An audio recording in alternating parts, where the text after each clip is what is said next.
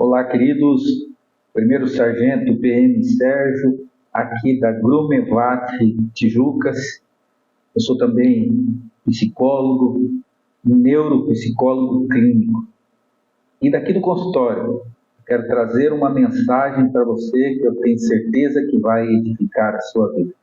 Fica comigo nos próximos 5 minutos que nós vamos falar sobre esse assunto. Como lidar com pessoas grosseiras.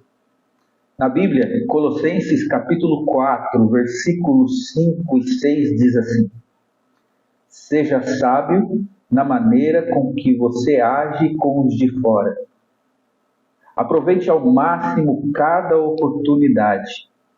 Que a vossa conversa seja sempre cheia de graça, temperada com sal, para que saibais responder a todos. Deixa eu te fazer uma pergunta. Será que, como eu, você tem percebido um número cada vez maior de pessoas grosseiras nas relações humanas? Pois é. Gente que responde de qualquer maneira, gente que fala mal dos outros, gente que não tem controle sobre a língua, gente que fala palavrão, pessoas frias, pessoas duras. Pois é, nesses dias eu tive na casa de um cliente, tive a oportunidade de almoçar na casa dele, e eu percebendo todo aquele ambiente, fiz uma pergunta para ele. Falei, normalmente vocês se tratam assim? Porque era um ambiente muito tóxico. Ele olhou para mim e disse assim, a gente conversa assim mesmo. Ou seja, a gente percebe que isso fazia parte da rotina dessas pessoas. E no consultório, cada vez mais, a gente tem recebido pessoas com essas reclamações. Esposa que não suporta mais a grosseria do marido. Esposos que reclamam muito do nível de tratamento das esposas. Pais que reclamam dos filhos e do jeito que os filhos falam. Filhos que não respeitam as visitas. Pessoas que desligam o telefone quando se sentem ofendidas e desligam. O que nós temos visto é um ambiente grosseiro, um ambiente sem doçura. Pessoas que reclamam dos seus líderes espirituais, pastores, presbíteros, obreiros, que tratam mal as suas ovelhas.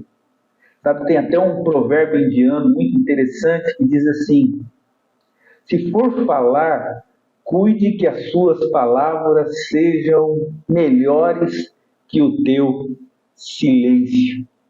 Interessante isso, né? 1 Coríntios, no capítulo 13, versículo 5, diz assim: quem ama não é grosseiro. Qual que é a mensagem de hoje para os nossos dias? Uma banalização da grosseria.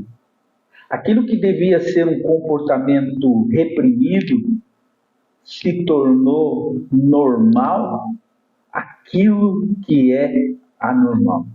E muitas vezes as pessoas grosseiras acreditam que estão certas, não é mesmo?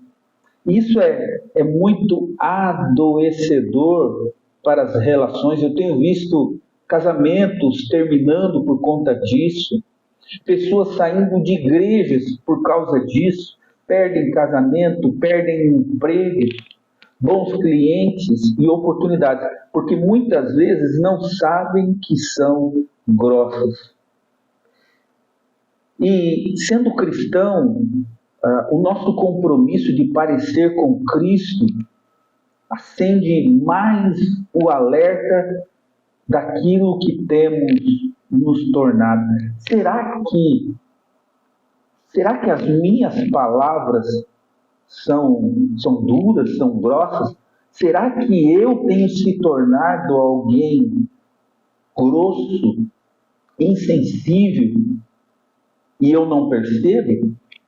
Pois é, isso é um estado de adoecimento.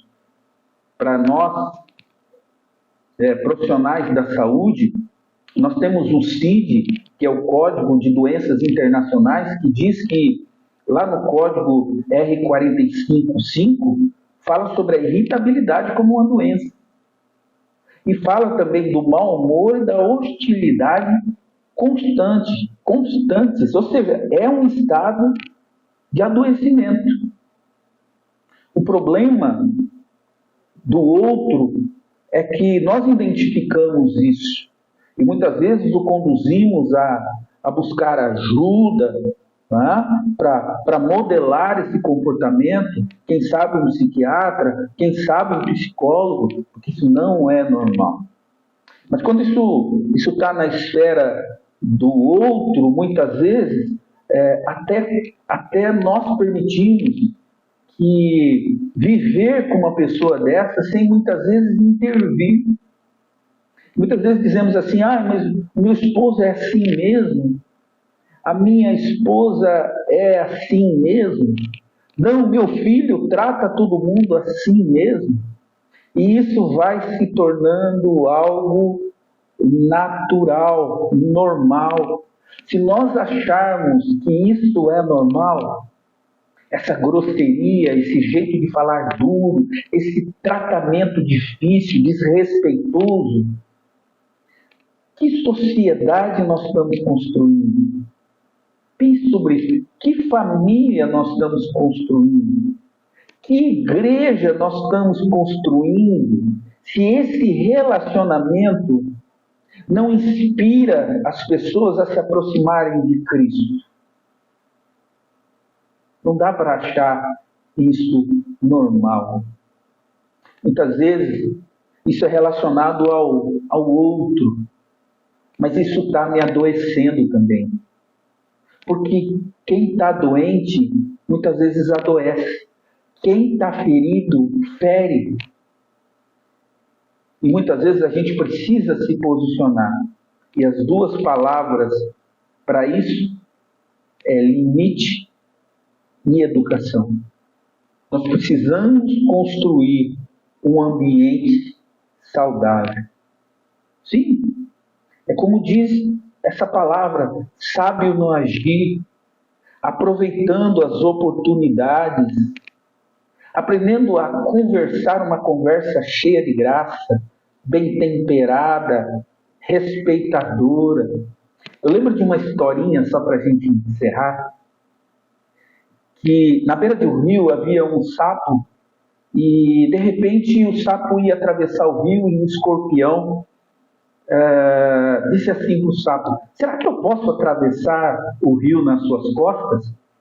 E o sapo disse assim, capaz, você vai chegar no meio do rio, você vai me dar uma ferroada? Aí o escorpião disse assim, claro que não, por que eu vou te dar uma ferroada?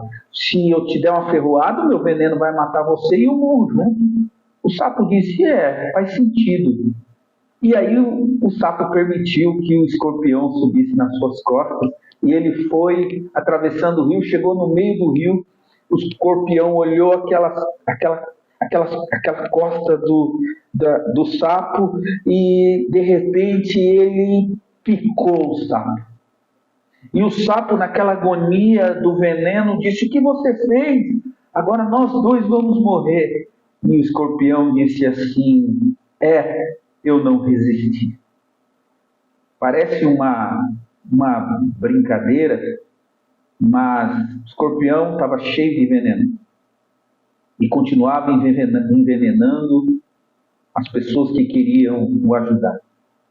Muitas vezes a gente está vivendo assim, envenenado, achando que está tudo bem, mas cheio do veneno da grosseria, cheio do veneno da irritabilidade, cheio do veneno da falta de respeito, e achando que está tudo bem, matando pessoas e pessoas com a nossa grosseria.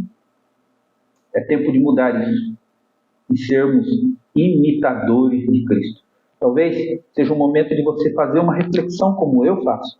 Como tem sido o meu agir em casa, com os meus filhos, o meu agir na igreja, como eu trato as pessoas. Talvez você prestar um pouquinho atenção, você vai perceber como você é. E se por acaso você perceber que está no rol dessas pessoas que se tornaram grosseiras com a lida da vida, se aproxime de Cristo, se aproxime da palavra, se aproxime de pessoas que têm um comportamento inspirador parecido com Cristo. Isso vai modelar você. Mas se você precisar também, procure um profissional, talvez seja um adoecimento, procure um psiquiatra, procure um psicólogo, a gente vai ajudar você. Eu quero agradecer a oportunidade, a praça, agradecer essa oportunidade a todos vocês que estão comigo. É bem certo, passou um pouquinho dos 5 minutos, né? Mas eu tenho certeza que valeu a pena. Que Deus te abençoe e te guarde, em nome de Jesus. Amém.